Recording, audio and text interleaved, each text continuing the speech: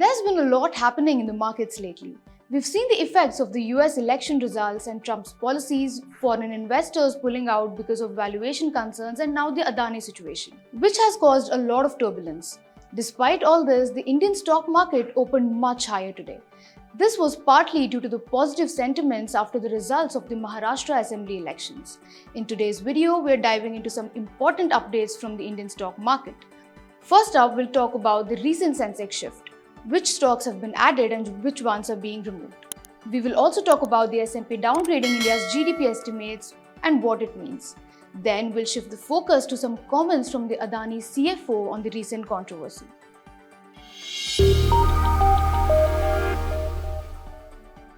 Share price of Zomato Limited surged by 7% today.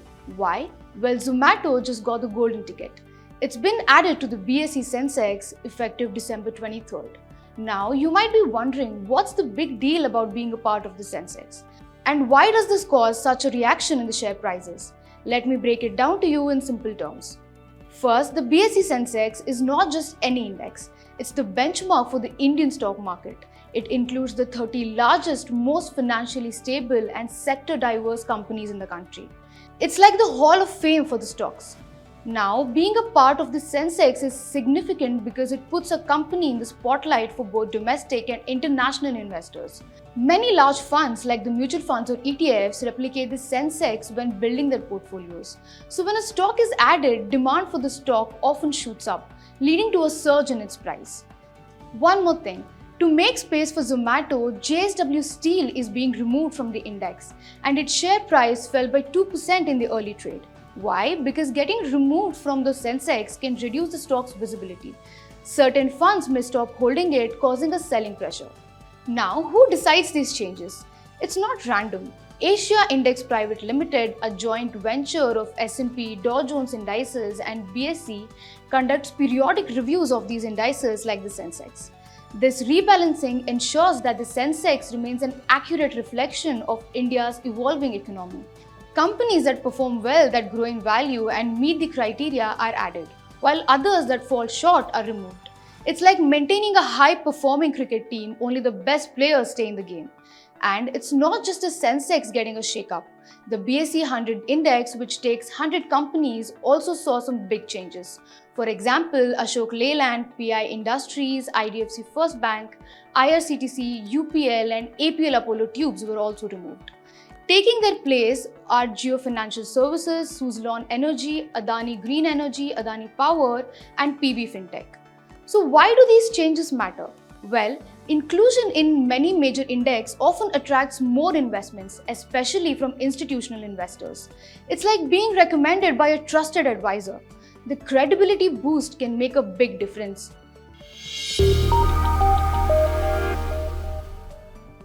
Let's talk about some fresh updates from the S&P Global, which just revised its economic outlook for India and Asia Pacific region.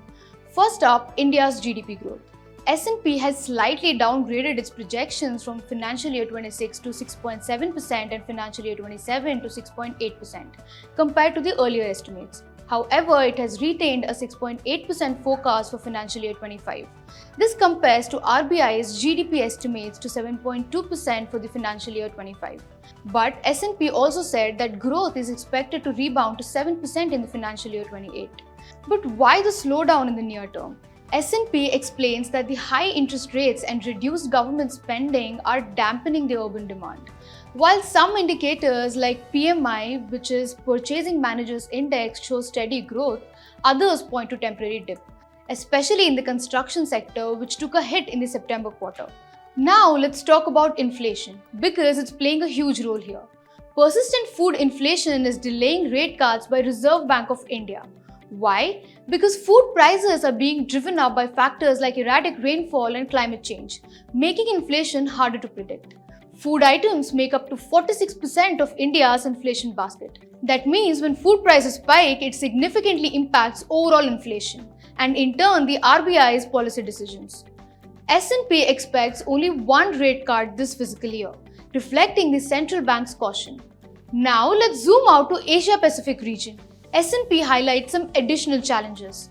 The changing US political landscape could lead to higher tariffs on Chinese exports, impacting not just China but the broader region.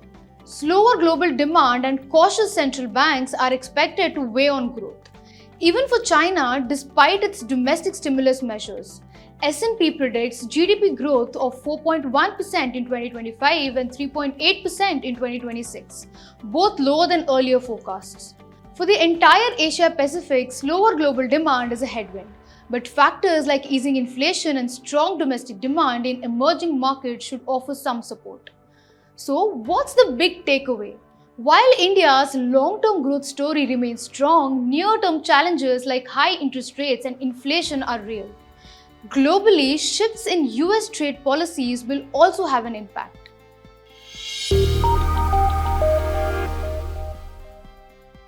Now moving on, there's been a lot of buzz about the Adani Group recently, particularly regarding allegations from a US government report.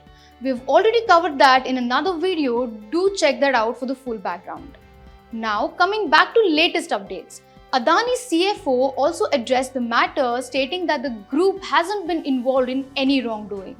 He said the issue centers around a single contract under Adani Green Energy, which accounts for 10% of its business.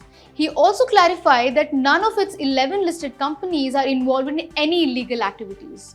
He assured everyone that they will be sharing more details after reviewing the allegations. He also highlighted how some media reports are creating misleading narratives by connecting unrelated issues, urging people to wait for the complete facts.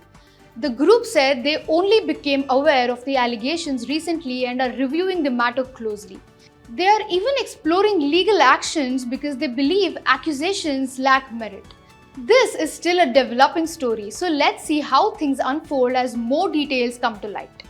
What do you think about the CFO's recent comments? Do let us know in the comment section below. With this is me, Neha, signing off. Investments in securities market are subject to market risks. Read all the related documents carefully before investing.